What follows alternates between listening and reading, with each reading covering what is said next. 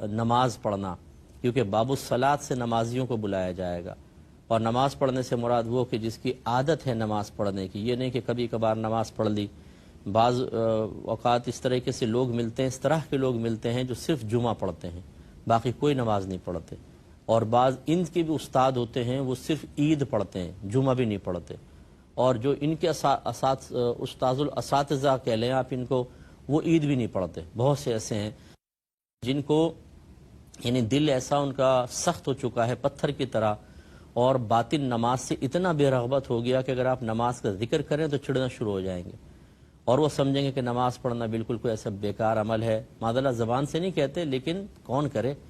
اور بوجھ محسوس ہوتا ہے، وضو کروں پھر نماز، وہ ہو ایسا لگے گا جیسے بہت بڑا پہاڑ سر کے اوپر گرنے والا ہے، اور بھئی یہ پہاڑ تو ہم سے برداشت نہیں ہوگا۔ اور انہی کو اگر آپ ابھی کہہ دیں کہ آ جاؤ ذرا، تمہیں سینما گھر میں چل رہا ہے، سینما ہال میں ٹکٹ موجود ہے، 3 گھنٹے بیٹھنا ہے، کرکٹ کی آفر کر کے دیکھ لیں، یوٹیوب پر فیس بک پر بیٹھ جائیں تو 2 3 4 گھنٹے بیٹھ جائیں، تھکن کا نام نہیں ہوگا، لیکن اللہ کی بارگاہ میں سر جھکاتے ہوئے تکلیف ہوگی۔ یہ بڑی غلط حرکت ہے۔ میدان محشر میں سزا اور ذلت تو ایک الگ چیز ہے، لیکن یہ حسرت بہت بڑی ہوگی کہ باب الصلاۃ سے پکارا جائے گا،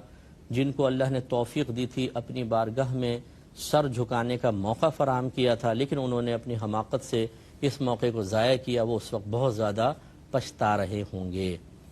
جسے میں کبھی کبھی مثالوں سے سمجھا دیتا ہوں کہ اس لیے ہم حصی مثال دیتے ہیں، زیادہ بہتر سمجھ میں آتا ہے کہ اگر گھر میں کوئی نعمت تقسیم ہو رہی ہے نا، مٹھائی وٹھائی، اور کوئی ایک بھائی باہر ہو، وہ دیر سے پہنچے، پتہ چلا جی مٹھائی تقسیم ہو گئی، ختم ہو گئی، وہ اس پر بھی صدمہ اور افسوس کرے گا، یار میرا ایک گلاب جامن نکل گیا۔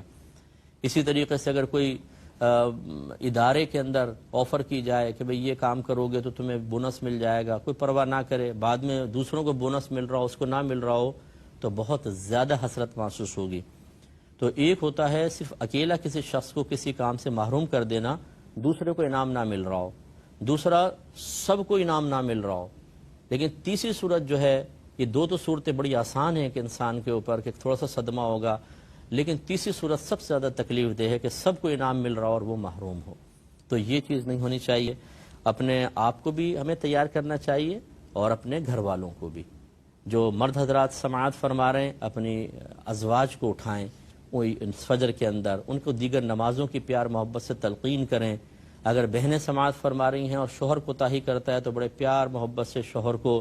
بالکل ایسے راضی کریں جیسے آپ نے کہیں پکنک پوائنٹ پہ جانا ہو، کہیں شاپنگ کرنے جانا ہو، کسی رشتہ دار سے ملنے جانا ہو،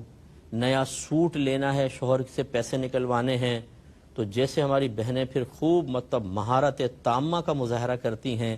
پیار سے بات کرنا، چائے بنا کے لے آئیں، کھانا مٹھائی سامنے رکھ دی، شوہر بھی حیران ہو جاتا ہے کہ آج اتنا وی آئی پی پروٹوکول کیسے مل رہا ہے، کیا یہ میرا کوئی کمال ہے؟ پھر وہ کہتی ہے نہیں تیرا کمال نہیں، زبان سے نہیں کہتی، یہ میرا ہی کمال ہے،